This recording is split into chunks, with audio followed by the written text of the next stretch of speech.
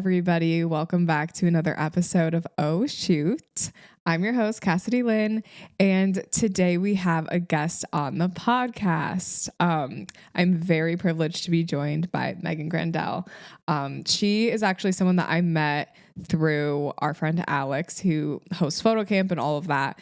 And now me and Maegan are just good old pals, good old friends. And she's never been on the podcast, which honestly kind of surprised me when I was thinking about it. Like, I've known you for so long, you've never been on the podcast. So And it's been like a year. I know, honestly. Why don't you say hi to everyone, introduce yourself? We'll go from there. Hi guys, my name is Maegan Grendell. I'm from Washington State, but I live in Utah. I moved here for school, but dropped out, and I'm just doing photo full time. I'm almost 23, which is kind of crazy. I feel really old now. Fun fact, I used to have a podcast with like Alex and our friend Preston. So this is like giving me flashbacks. Yeah. Not flashbacks, but in a good way. In a good way. Yeah, for sure. Well, thank you so much for coming on the podcast. I always think it's interesting interviewing people from like different stages in photography, and you actually just went full time, right? Like a little while ago? A year ago now. Okay. So semi-recent, not really. Yeah. How has it been so far? It's been good. Right now it's kind of weird because it's slow season. So it's like I'm full time, but I don't really it's not the same as being full time in the summer. But it's been good. I was really shocked that I made it through my first year because I was scared to take the jump, because it's so scary, because it's like so dependent on whether or not people book you. It's not like someone's giving you, a schedule every week. So it was definitely a learning curve at first to just like be disciplined and like manage everything by myself. But it's been amazing. I'm so glad I did it. Yeah, that's amazing. Okay, so let's talk about your story then, because you can talk a little bit about like your journey being full-time as well. So I would love to hear your photography story, kind of how you got started, all the things. Just take us through your whole journey. My whole journey. Okay. Well, my parents both did photography when I was little. Like my mom did like family pictures and stuff like that. And then my dad just likes doing landscapes and stuff for fun. So they both had a camera. They were always shooting, and they would like let me use it sometimes.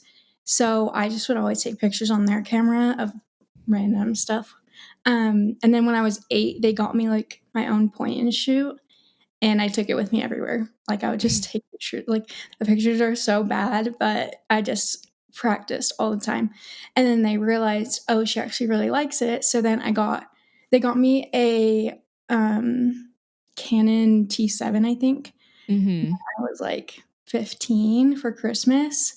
And then of course I, just took pictures of my friends and the typical really cheesy pictures. I was like on journalism and stuff like that. I started a photography page literally like so long ago, just posting pictures of whatever. And then I probably took it more seriously when I was like 16, maybe like a junior, senior in high school, because people would be like, oh, do you take senior pictures?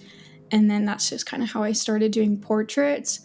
And that was like 6 or 7 years ago now, which is really weird. But so after that, after I graduated high school, I decided to move to Utah. I went to Utah Valley University for photography.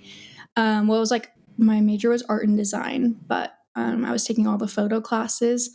And I was only there for a semester when I decided maybe I don't want to go to school for this, because I was kind of already doing it. Like I feel like photography is something that school is not crucial for, because you learn so much just like on the job. So I decided I would at least take a break from school and see how it went.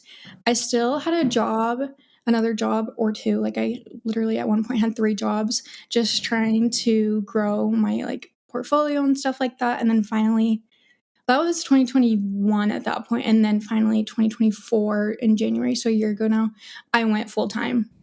And yeah, it's been amazing. Yeah. As far as going full time, like what were some of those indications that you were like, okay, I think I'm ready, or I think like this thing that's happening to me indicates that maybe I should go full time? I feel like it's different for everybody, but for me, it was just kind of like not that I had to go full-time, but so the job I had, while I was also doing photography at the time, like, right before I went full-time, I was a nanny, and I loved it. It was seriously the best job ever. I nannied these 2 little girls, and they were so cute. Um, and then that also just let me have, like, a little bit of flexibility and, like, the mom would, like, let me edit while they were napping, which was really nice, and so, That's like, nice. it was kind of I wouldn't say it was a transition job, but it was a job that let me, realize, "Oh, maybe I could do more photography because I was able to put a little bit more time into it rather than, like, before I was working at Swig, which is, like, a soda shop here. I'm sure people have heard of it, but that was, like, not flexible. Like, I got home and I was dead because customer service is crazy, or, Mhm. like, food industry is, but so this job just, like, helped me realize, "Okay, I could do this."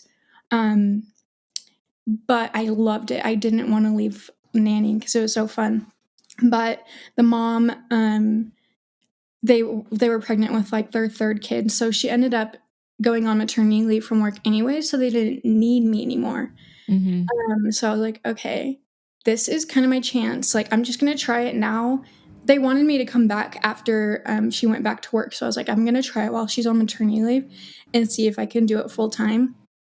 And I ended up being able to, so I didn't go back to nannying, which was, like, really bittersweet, but it was kind of just a moment where it made sense, which I know is not the case for everybody because sometimes people work in, like, I don't know, like, corporate or whatever, and their job's just, like, you just kinda have to decide if you're gonna quit or not, but this Mhm. I had a little bit more flexibility, but yeah, I just decided to try it, and it worked out, and I honestly Yeah. could have gone full-time before, but I think I was just too scared, and I also didn't like the job that I had, and I was, like, I think I was 21 when I, like, first started thinking about it, and I was like, I don't need to right now, like, I'm only 21, like, if I wanted to go full-time right now, I probably could, but I just kinda wanted to, like, stay in that stage of life for a second before I Yeah. really went Mhm. all in, but it was Yeah. really scary still. Yeah. Oh, I bet. It feels like a lot of people that I talk to about this topic, they like it feels like a very obvious next step. Like Mhm. whatever your circumstances. So for you, it was like, oh, I'm literally getting kicked out of my job, but then there's another opportunity for me to go back to this job in a couple months. Like to Right. me, that seems like the perfect opportunity that lines up for you. And I feel like Mhm. for other people too, like for me, I was moving back to Michigan. So like perfect time for me to start over, try again, go full time. Yeah, And then if things don't work out, just get another job or whatever. So right. sounds like you had a perfect little gap and you just took advantage of it. Yes. Yeah, I'm a firm believer in, like, if it's meant to be, it will, and so I feel like it was just, like, the time that I was given, like, I was supposed to go full-time at that time.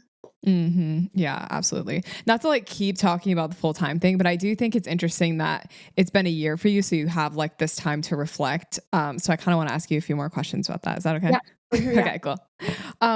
So your first year being full time, were there any like big lessons that you learned like that you feel like would be helpful for listeners to hear? I'm sure you learned a lot even about like Yeah. time management and stuff like that. Yeah, I was gonna say time management was number 1 because, like, before that, obviously, it's not like you've never, had to manage your time, but it was like the whole day was for me now. Like, I woke up and all I had that day was photography, and I Mm-hmm. was like, "I don't know really what to do with this. There's no structure here," and it took a long time for me to learn, how to deal with that and, like, make my own structure because I am somebody who I really do like structure, like, it helps me feel organized and, like, productive, and, I guess at first I had to learn how to motivate myself, just I'm motivated to go out and shoot, but then there's also editing, emailing, invoices, Mm-hmm. contracts,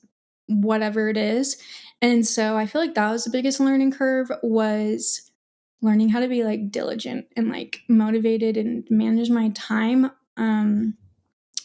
so that was kinda hard because that's just a lot to deal with, but it took a little bit for me to, like, get in the groove of everything and figure out what worked for me, but Mm-hmm. now I feel pretty good about it. The other thing I would say I learned is like saying no is okay, because I didn't really realize how busy I could be. Because like before I went full time, I was really busy because I was working different jobs and stuff. But sometimes I would have to say no to shoots because I was working my other job or something like that. But now it's like all my time was for photography. I could, at the beginning, I was kind of just like, yes, yes, yes to all these things because I finally felt like I had all these opportunities I could say yes to. And I was like so eager to say yes to literally anything.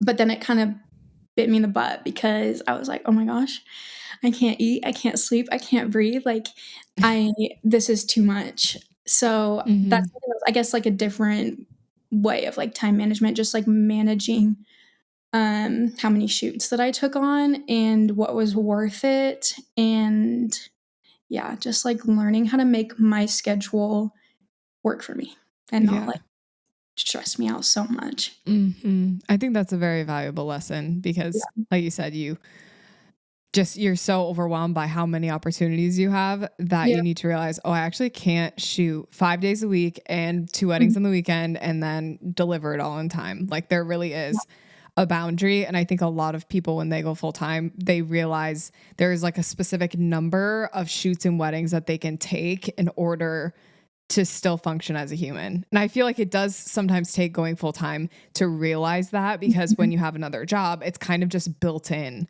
what you're able to take, right? Because you only Exactly. have so much time after work to shoot and edit and stuff. But when it is just free reign, that's when it's like the scheduling is so crazy. Mhm. It's hard for sure. And I'm But also a people pleaser, so I almost, like, felt bad saying no mhm. to things or saying, like, my schedule was full even if I could fit them in, at Mhm. 6 AM one day, like, "Sure, let's do a sunrise session," because why not? I don't already have 3 other things that day. But just because I, like, physically had time for it, that doesn't mean that, like, mentally or even, like, editing-wise, I was able to add it on to my to-do list. So, yeah, that was definitely something I learned. But then also, I just felt like I worked so hard to be where I was that if I said no, it was like, I don't know, I was, like, taking it for granted or, like, not being thankful or something like that, when really, Mhm. like, you work so hard to be able to pick and choose what you want. Mhm. Yeah, and it sounds like that's something you know now, but back in For the sure. day, you did Yeah. not know that. Well, I still struggle with, like, overbooking for sure. Um, Mhm. this I know that summer is just gonna be nuts, but I was a little more careful this year because last year I was drowning for sure. Yeah. Isn't there something so, like, thrilling, though, about being, like, so Mhm. busy? I don't Yeah, know. Like, I I look at my calendar for the summer, and I'm just so excited. It's jam-packed. I'm gonna have no time to oh, do yeah, anything, and I'm right. so excited. I think I'm excited right now because it is slow season. I'm like really I hate winter. I hate slow season. I feel really unproductive and like I'm still doing stuff, but it's not to the same capacity that I am in the summer where I'm like 24/7 I'm doing something. So I just feel like a little slug right now. So I am really excited like even just for spring to hit because it picks up. But Mhm. then I know in the summer I'm going to be like, "Oh my gosh, I wish it was slow season." Right. You There has to always be a balance. yes, the grass is always greener. Right.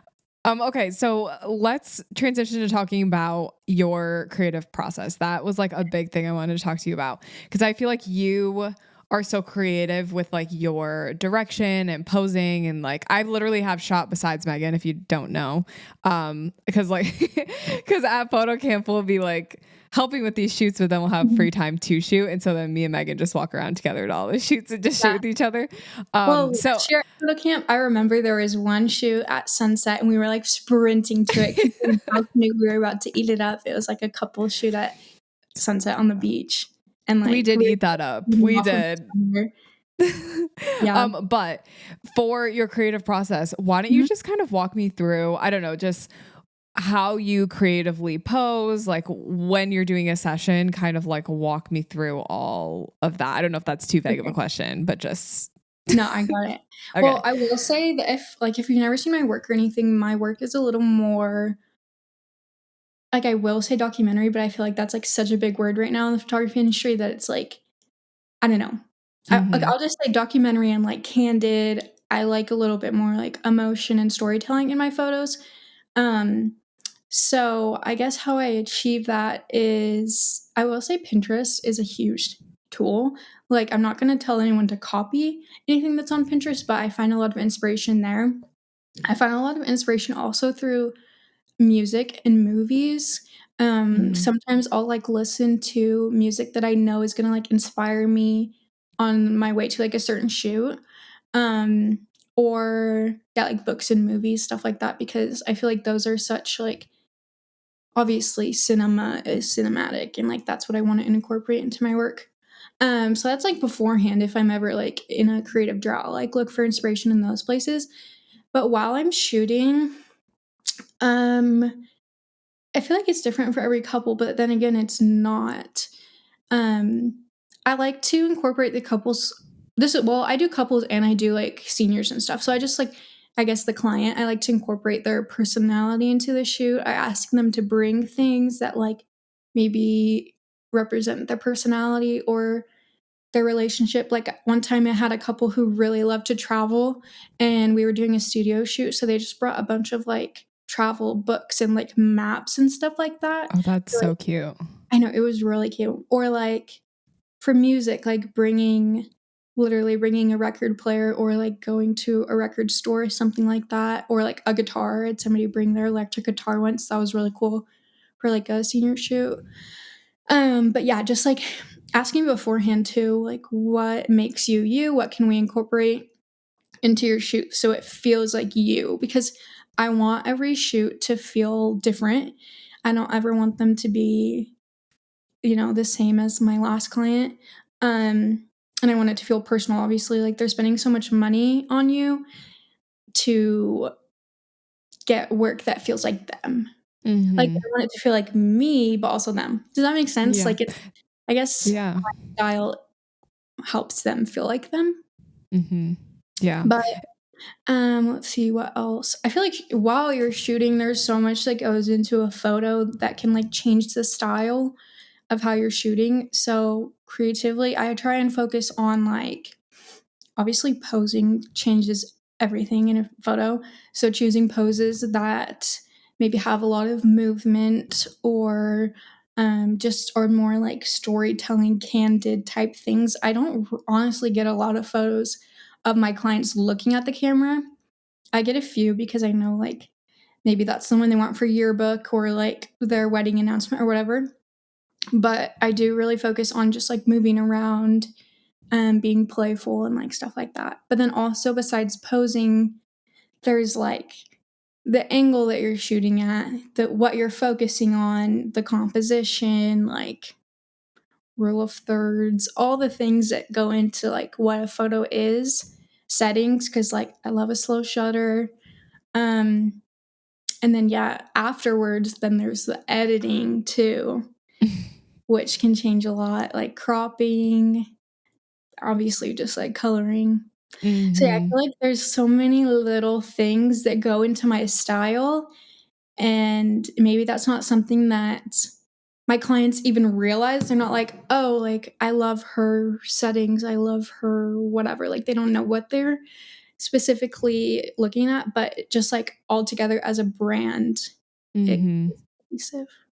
Yeah, I like that point that you're making because I think a lot of the times I find myself doing this where I'm like, what is my one big thing that is going Mhm. to make this super creative? What is like my one, like there's going to be one big element that is so creative about Mhm. this, right? But it's like, it actually can just be a compilation of a bunch of little things that make it creatively unique. Mhm. And I find that like, photographers at the like they kind of realize that when they see the final gallery and they see all the photos together, like it's a compilation of all the tiny things, all the Yeah. tiny decisions that you made throughout the whole process of booking the client all the way to editing the photos. Like that is the creative process. Like it Yeah. starts with like you said, reaching out, emailing, like telling them to bring stuff. And then in the moment, it's your settings, your composition, your angle, then it's your editing, it's your color grading, whatever. Like then when you see it in the final gallery, it just makes so much sense of like, Yeah. that's the whole creative process. But I think a lot of the times we think, oh, one specific pose is the creative process. You know, this one tip is going to change my whole life. And it's just, that's not the case. I feel like posing and editing are like the two big things that you need to nail down and like those influence your style the most. And then when you have those, you can like add on to it a little bit with all these other things. Because when I started photography, I was just trying to figure out the settings. Like I didn't know my posing was awful because I was just trying to figure out the lighting. And then once I got that down, I was like, oh wait, you can actually like have people move around. Like I was like, what? They don't have to stand there. I was shocked. So I feel like you just add on to it a little bit and a little bit. And then at some point, it's not even so much you're consciously making all these decisions to be creative. It's like you're just going through the motions in a way. But I still think that a lot of it takes so much intentionality and like being, I don't know, just paying attention to those little things so that you don't get stuck in a rut where it's like, oh, my work is looking the same. That makes sense. No, it does make sense. I feel like even if someone too is feeling a little bit stuck too, like, oh, I'm not super obsessed with my work. Like it might seriously pinpoint just one of those things. Maybe it is the posing. Maybe it is a little bit of like your shutter speed, or maybe it's like some little thing in editing. And it does make a huge difference. Like once you nail those things down, you're golden. Or I've even had shoots where I leave it and I'm like, okay, well, I don't know if that was that good. I don't know how I feel about that. But then I go into Lightroom and I'm like, okay, let me just crop this and edit this. And like, there's so much you can do afterwards too. I made a reel a while ago and it was just like trying to see how many ways I could crop this one photo. Oh yeah, I remember that. And I cropped it at like 10 different ways and they were all so different. And I think that just doing that reel or like that exercise helped me realize that there's so many different ways to do one shoot and not to get so stuck in like especially if it's been like a location you've been before or something like that, like just trying to find new ways every time. And I don't think that really means that like you're changing your style or anything. It's just like, maybe do I like this? Like we should try. Yeah. You're just trying new things. I think that would be a great exercise for everyone listening to do. Like one photo. Like it has to be a little bit wide, doesn't it? Like it can't be like, okay. It was a wider one so I could like crop it in. I could tilt it. Okay. So this is everyone's homework. We're over here teaching lessons. Yeah. You have to have one wide shot. You're going to go in Lightroom and duplicate it 10 times. Do you think we should do 10? Yeah, do 10. Okay. Just see if you can think of 10. Yeah. So 10 duplicates and then crop it 10 different ways. And then maybe like make it one Lightroom catalog. So then you can see like in gallery view, how it all looks so different. See how you can make it one photo look like an entire gallery completely different. That sounds fun. I want to try that. Yeah. And then send it to us so we can see. And then please send it to me. No, cool. It is fun and it like pushes you to be creative because then you remember next time you're editing like, oh wait, I did like how I cropped that last time. Let me try it this time. Yeah. I feel like cropping is so big because I think in the moment I'm kind of just like, I don't know, I get a little lazy. I kind of stay in one place sometimes. Like I'm not always trying to challenge myself by moving in and going to the side or whatever. Like, so I feel like cropping kind of like does that for me a little bit. So, or I don't even realize something. Like I don't even see like a little detail, like, I don't know, like a flower in her hair or something, like it's cute. But then afterwards in Lightroom, I'm like, oh wait, I actually really love that. Let me crop that in, focus on that for a second. And so it kind of is like a second chance at getting some more like detail shots. Yeah. I feel like it just makes everything feel more intimate. Even when I'm swiping through like someone's like Instagram post, for example, like photographers, if there's like one shot in there that's super intimate, up close, personal, like we're talking like a flower in the hair, like so close, to me, I like instantly like it because Yeah. I feel like my brain doesn't naturally go there. So it's cool to see that someone's brain did. Like it's different than what I usually would do. So I'm Yeah. like, I think it's I feel cool. like it adds a sense of like, it's like, feels really personal. And I feel like that does add some emotion, especially if you're cropping in on like hands or like a smile or something like that, where that's all that the photo is. You're just focusing on that cute little thing. Yeah. Oh my gosh, I love it. Okay. Love a So crop. that was that was great. We love a crop. So let's go to our next segment, if you will. Okay. Yeah. So we are going to go through a couple of questions and we're going to give you guys some advice. So this is half advice column with Maegan Grendell. So Woohoo. yay. Okay. So our first question from listeners, this person said, why is red so hard to work with, help, in all caps? I have a gallery where it's mainly green and the girl is wearing a bright red dress. Do you have any advice on working with red? Red is hard because not only I feel like even our different cameras capture red differently. Like Yeah. it's just such a finicky color, and like your settings or the lighting or even like if it's contrasted against green will change what it looks like so much. So, I mean, obviously, like going in and changing the hue, saturation, luminance, um, that can help. Mm-hmm. Or if that's just really not doing anything, like sometimes it's hard when you're changing the overall photo, like you're changing maybe the overall warmth of the photo, and then you're like, wait, now I hate the greens, but the red look fine. You can go in and just like mask the red dress, and this Mm-hmm. gets a little tedious. Um, but masking that red dress and like maybe pulling saturation down or like changing the tint or something.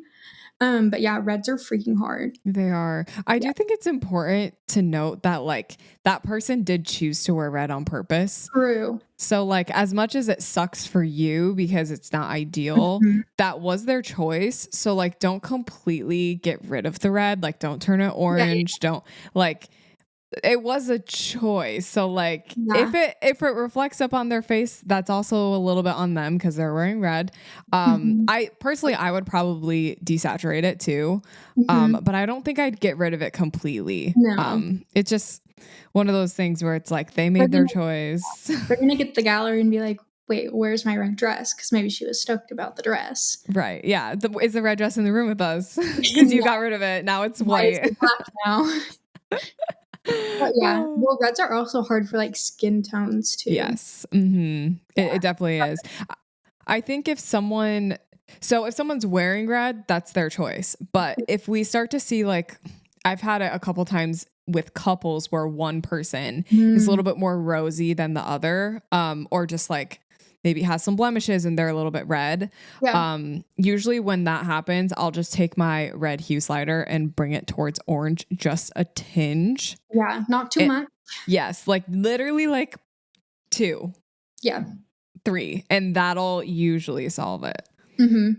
Or sometimes it can help to walk away for a second and, like, come back and be like, "Oh, that looks bad." Because sometimes I'm editing and I come back and I'm like, what was I thinking?" Right. Or even Yeah. just, like, looking at the before versus the after and, like, kinda resetting your eyes to be like, "Okay, Yes. they look a little red right here."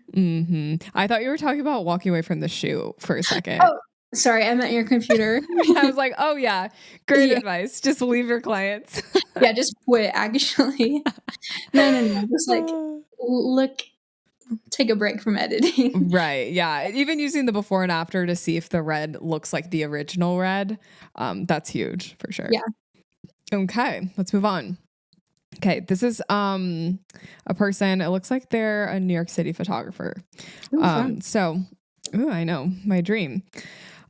They said, I really want to book more weddings. I've done a ton of second shooting. I've shot a few weddings where I'm the lead. However, I've also shot a lot of proposal clients. I want to market for both proposals and weddings on my socials.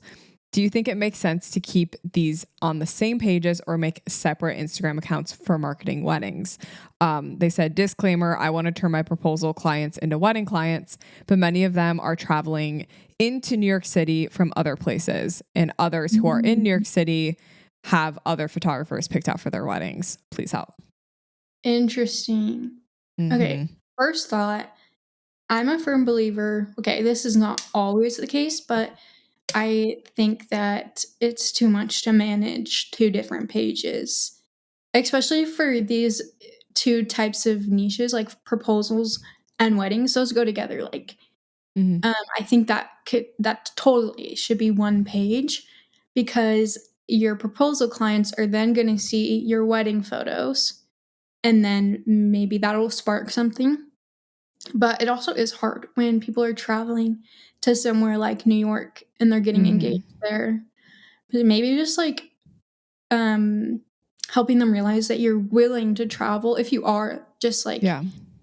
if you have photos from different places that you've taken, posting those so people know that you travel. Yeah, I feel like a lot of it is the content you're putting out and people are seeing. Right. And it kind of sounds like this person doesn't have a lot of New York City weddings Yeah. too to like translate over to Mhm. that. So it's hard because they're attracting travel clients and then they want to book New York City weddings, but they don't have like any New York City weddings booked. So you might need to like jump into second shooting and try like, Well, yeah, second shooting for sure can be huge, or styling your own shoot. mm-hmm, Like, find a New York bride who is just willing to model for you, even just a friend who has a dress, so that you have those pictures to post and like prove that you do can do New it. York weddings. Mm-hmm, Because, like, if you say you want to be, I don't know, a senior photographer, but you only are posting family photos, a senior is not going to look at your page and be like, oh, like, I love these senior photos because there's none.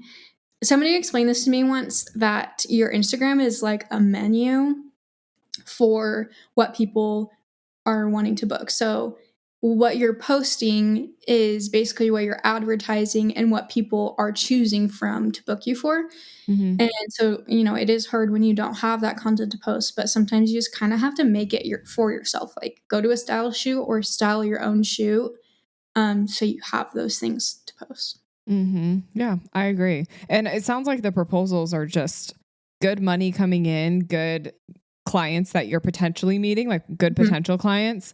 But it sounds like you have to do other work to like get there, you Yeah, know? Like you're probably not going to be able to turn these proposals into New York City weddings.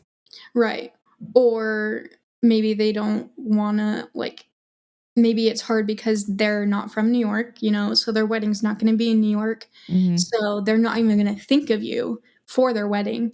So even if you're just at the proposal and being like, "Oh my gosh, where's your wedding? When's your wedding?" Asking about the wedding and being like, "Oh my gosh, I love Hawaii. No way." But just like there's nothing wrong with pitching yourself too. Mm-hmm. Yeah. And I think once you show them your work, show them what you're capable of, Mhm. there's literally no better testament to how good you are, you know? Yeah, And I think once someone finds a vendor they like, they're sticking with that vendor. right. So prove it in your proposal photos. Right. It's almost like these proposal photos are like maybe like a trial shoot for their wedding. Mm-hmm. So if you Yeah. can like knock these proposals out of the park, and even if you're like really, really wanting to do this wedding, be like, I loved working with you. I'll give you this much off because I would really love to do your wedding. Or I won't charge a travel fee. I just really Mm-hmm. want to come to your wedding. Or Right. something like that. A little bit of Yeah. incentive. Mm-hmm. And I also feel like when you shoot a proposal, it's so high stakes. It's very interesting content. And Mhm. if you're getting so many proposals, I would love to see that turned into some awesome social media content. So Yeah, then you can potentially book New York City weddings because if someone sees a proposal shot in New York City, maybe they're not the couple that got engaged, but mhm. they're someone that's scrolling TikTok that lives in New York City and sees that. That's Right. so true. Yeah, like turning this content into a reel. Like Yes. I love watching proposal reels, and I'm in Mm-hmm. Utah, like watching, I don't know, these random proposals across the country. So like you can reach so many different people near and far. So Mm-hmm. yeah, just I guess using that content to your advantage. Yes, absolutely. Okay, shall we move on? We shall. We're jumping into an ad real quick to talk about a longtime sponsor of the podcast. You guys know it. You love it. We're talking about Aftershoot. If you already don't know about Aftershoot, let me enlighten you because your world is about to be changed. Aftershoot is the fastest photo culling and editing app out there. The best thing about Aftershoot to me is how fast it makes my editing and culling workflow. Basically, what Aftershoot specializes in is automated AI editing, which is tailored to your unique artistic style. So not only can it cull through thousands of images so fast, it knows your editing style and it will edit your photos tailored to your style based on your preset and your editing. So when you open Aftershoot, you will start with culling and it's going to cull your images quicker with AI assisted culling. Aftershoot can automatically cull your images by detecting unwanted photos, which saves you hours of your time. It'll group similar images, filter unwanted blinks, filter blurry photos. Then once you get done with culling, we head into Aftershoot edits. With only a few clicks, and I actually mean that, it's literally only like 2 or 3 clicks, Aftershoot will edit your photos just like you normally would in your own style. You can set up a personal AI profile in your style, so Aftershoot will know exactly how to edit. There's precision straightening and cropping tools that will automatically crop your photos for you. And if you're ever editing on like an airplane or something, Aftershoot is always available without the need for internet. And honestly, there's nothing worse than getting nickeled and dimed for a program like this, so Aftershoot offers unlimited images and sessions for one flat fee per month. So if you're like me and you edit thousands and thousands of photos at once, it doesn't matter how many photos you edit, you're always going to get charged the same price. And today for Shoot listeners, you can get 15% off for anyone who buys Aftershoot using the link in the description of this episode. Thank you so much, Aftershoot, for being a proud sponsor of the podcast. And now back to the show. Okay, so this next person says, there probably isn't a golden answer to this, but how do I book more clients? My followers and friends tell me that my work is so good and such, but I have yet to get one booking and I need your advice. Interesting. What are your thoughts on this one? Well, I want to be kind when I say this, but are your friends being good friends and telling you your work is good when it could use some improvement? Interesting. I think everyone can always use some improvement. So like, I agree. I think you can be proud of yourself and your work and be like, okay, I want to change this, this, and this. But yeah, this is hard when we're not like seeing this person's Instagram and being like, oh, you like this is good, but like, what about this? And she's right. Like, or they're right. Like there's no golden answer. Mm-hmm. It's different for everybody because like it could just be slow season. Right. Like, I don't know.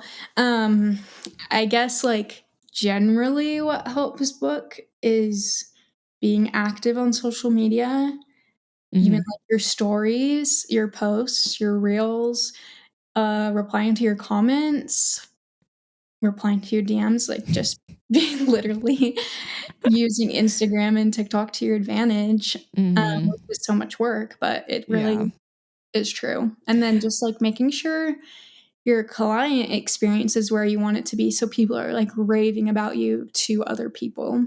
Mm-hmm.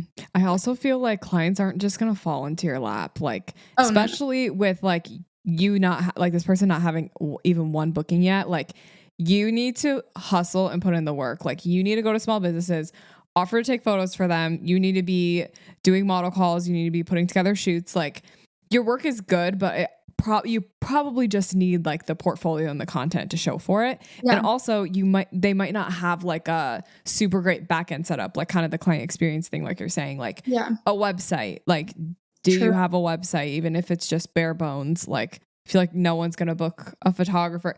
People might like do a DM type of thing to book a photographer. But if you want like official, like high end bookings, like it's not going to be like DM to book. It's going to be like click on this link to book, you know? Sure. So I will say there's like nothing wrong with pitching yourself. If you see somebody get engaged and you want to take their engagements, like you can DM them, you can DM the senior is in high school, like whatever niche you want to do, you can reach out to them as well, or businesses. And also, this is a little controversial sometimes, but there's nothing wrong with working for free if you need to like build that. If you don't have content to post, if you want to build that network. Like when I first moved to Utah, I had experience from Washington, but I didn't know a single soul in Utah. So like no one was going to book me because they had no idea who I was. So I was reaching out to people being like, will you model for me? Can I take your photos? Like, just even getting Utah content helped a ton. And then also those people that I worked with, I ended up booking stuff from them because they were like, oh, actually, like, I did love this. Will you do my wedding? Or like, my friend saw these photos. Will you do their senior pictures? Stuff like that. Just like growing your network. Yes. Yeah. And it starts with free shoots Yeah, sometimes. it's an investment, but it works. Yes, for sure. That's a great tip. Okay. This next one kind of has to do with the last one. This person is asking, how do you get more clients in an oversaturated area? I've posted model calls, I've discounted sessions, and I comment when people post looking for a photographer help. Yeah, like I said, when I moved to Utah, like, okay, if you don't know anything about Utah, every other person is a photographer, which I was really intimidated by when I moved here because I was an 18-year-old little girl trying to build my clientele where these people have already been here for years. Like, everyone knows who they are. And, you know, it took a very long time. I will say that, like, it's not going to happen overnight. But again, like, doing those free shoots, reaching out to people, trying to build that clientele and that network. But then also, like, you have to set yourself apart from all these other photographers. Like, why would somebody book you over this other person when you look exactly the same? It's just, you have to find what makes you you and, like, take advantage of that, take that and run with it. So that people are like, oh, this is Maegan's work. Like, no one else is like that. Yes. Yeah. I know. I really like that. Like, you have to stand out. Even the thing is, like, if there's 300 photographers where you live, I have no idea even like what a number would be for Utah. What do you think? Least. Like Yeah, there's 500? There's Yeah. hundreds, maybe thousands. I don't know. Let's say there's 1 million photographers in Utah. That's Okay. The thing is, you can view everyone as competition, right? Or you can view yourself in like you're literally in your own bubble world, whatever. Yeah, like it is your work. I'm not gonna be able to think of the word, and that's Yeah, I really know gonna what you're saying. throw off my advice. Okay. So yeah, like everyone is your competition, but once you set yourself apart, you have no one to compete with because you are uniquely you. And that's the thing about photography is it's a creative field. So there are a lot of ways to make yourself stand out. Like you can stand out on social media. You can have a really awesome social media presence. You could stand out in how you pose. You could stand out in your locations and like how you shoot. Like there's so many different things that make you stand out. You, like you said, Maegan, if you really capitalize on like one thing, maybe it's the thing that everyone comments on when you shoot with them. Yeah, true. Use that. And like you said, run with it to stand out. Yeah. And Utah, I mean, this goes for anywhere that's oversaturated, but where I live is so oversaturated with photographers because there are so many clients here and there's so many locations. Like everyone who has a camera is like, this is such a gorgeous location. I'm going to take advantage of it. Yeah. But then also there's so many people, there's just so many people, period, wanting photos. So think like, there's enough clients for everybody. You just have to draw them in. You have to find your people in your audience and work to make them like trust you and want you. Yeah. And I also feel like sometimes there's this unrealistic expectation that like everyone who's a photographer needs to go full time and turn it into their full-time career forever. And that really is just not realistic for everyone. Like if you think about it, like it's just not realistic advice, right? Because not everyone is going to end up doing that. So I think it's okay to be like, okay, to not have that expectation, to just go into this oversaturated market being like, I'm going to try to do this part-time and we're going to see where this goes. I feel like that's kind of like the wise thing to do because you don't want to jump into an oversaturated market and just be like, I'm going to quit my job. I'm going to throw everything away because you just don't know if it is going to work out. Yeah. I guess just like evaluating your goals. Like, do I want this to be full-time?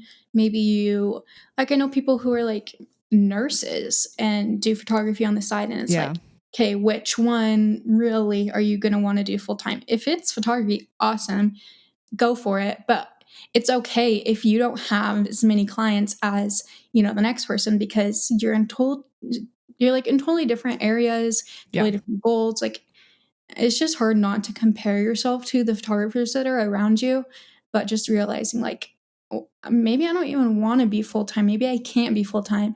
So like, it's okay if you don't have as many clients as them. Right. And you shouldn't compare yourself to someone that's in a completely different stage of photography than you. Like, don't compare yourself to like the top photographer in your are. They probably started photography before the market was oversaturated. Before you were born. Yeah, they're probably 90 years old. Like, well, I mean, there are some really big photographers here who have been doing it for forever. Like, yes. And then there's some other really big ones who haven't been doing it for as long, but like they have such a specific thing that sets them apart that it like boosted them. Yes. So a lot of people so different. Yeah. I feel like a lot of the people that kind of blow up really quickly are the people that have like something that, like you said, sets them apart, makes them different. And that's why like a lot of people are drawn to them, because they're doing something unique. Yeah. Interesting. Okay. We have one more. Okay. So this person is asking for pricing help. I currently average 1.9K to 3.9K per wedding, depending on the package. I would really love to break into the 5K range, but I'm so nervous to not book enough to still make money. I'd like to work less weddings and make the same amount, or even keep grinding and make more money with a price increase. I'm just nervous to test it out and not book anyone. I live just outside a large city, and the market is heavily saturated with wedding photographers in the 2,000 to 4,000 range. So what stops potential clients from laughing at my higher prices and booking with the next photographer in line for less? Interesting. This is hard because it's so dependent on your location as well. Yeah, it is. I mean, you never know unless you try. Yeah, that's what I was thinking. Like, yeah, but if you are getting turned away by a lot of people, then there is probably something you need to upgrade.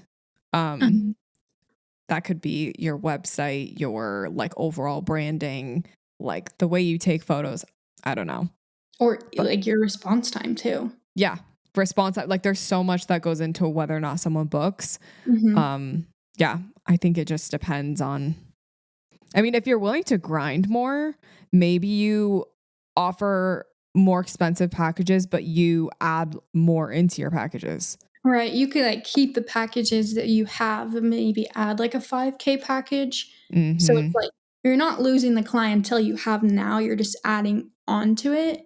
But also if you're charging what it was at 2 to 4K and you're booked and busy, and you're turning people away, I think that's a sign that you can raise your prices. Right. Also, 2 to 4K, what's $1,000 more?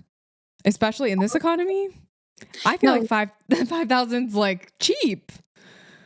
If somebody's deciding like between like 4,000 and 5,000 for a wedding, really that $1,000 isn't going to break the bank. If they have the budget for 4K, they probably have the budget for 5K. And maybe you communicate some sort of payment plan as well. Maybe you make your retainer lower. So let's say you normally would do 50%.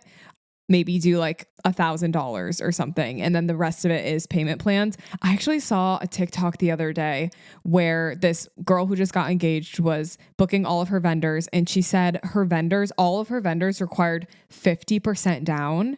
And she was booking, like people like $8,000 worth of flowers. So she'd have to pay $4,000 at the time of booking. Yeah, and I'm like, yeah, it's a lot of money. And honestly, it sounded like it was keeping her from wanting to book these people. So that could be something that could help, maybe you raise the prices, but then you kind of lower the threshold into getting that booking. Yeah. Like if you're paying for half of your wedding at one time, that is a large chunk. It is. And actually that kind of leads me into, I had another question for you because you just got engaged. Surprise question. Okay. I did. Congrats. So Maegan just got engaged, and I kind of want to ask you about the wedding industry from a Oh, bride perspective. I interesting. know. It's What do weird. you, yeah, I bet. What do you feel like is, I guess, like some areas that are lacking, like as you're booking vendors, is there anything that's making like things that jump out to you that's like, oh, maybe I need to start doing this in my business, or actually like I learned that this person is doing something and I'm really glad that I have this implemented because this sucks in this process. You know what I mean? Yeah. No, it is really weird because usually I'm on the other side, like, I'm doing the weddings. I don't know, it's just weird, like, being on the other side and choosing all these things. One thing that's been interesting is people's response times, like, not Mm, responding, and I'm like, obviously, I know from my perspective, like, I get busy, but then it's like, okay, it's been a couple weeks, like, I kinda needed to decide, like, who I'm going with.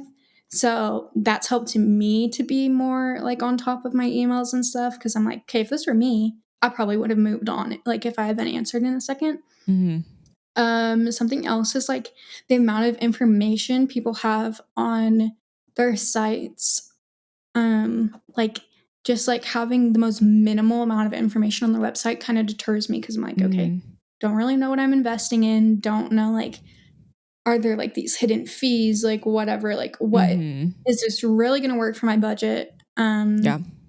Yeah, I guess just, like, information and, like, responses. Yeah. No, that's huge. That 100%. Like obviously you're going to reach out to the people that you like their style, like even if it's not photography, like you like Right. their floral style or whatever. Mhm. But at the end of the day, it does boil down to who's getting back to you fast. And Right. like it's horrible, but like that's why like email responses and like even having like a professional website where someone like you have a copywriter write stuff out for you, like it does make a difference. Yeah. I fear. Yeah, no, it does, I fear.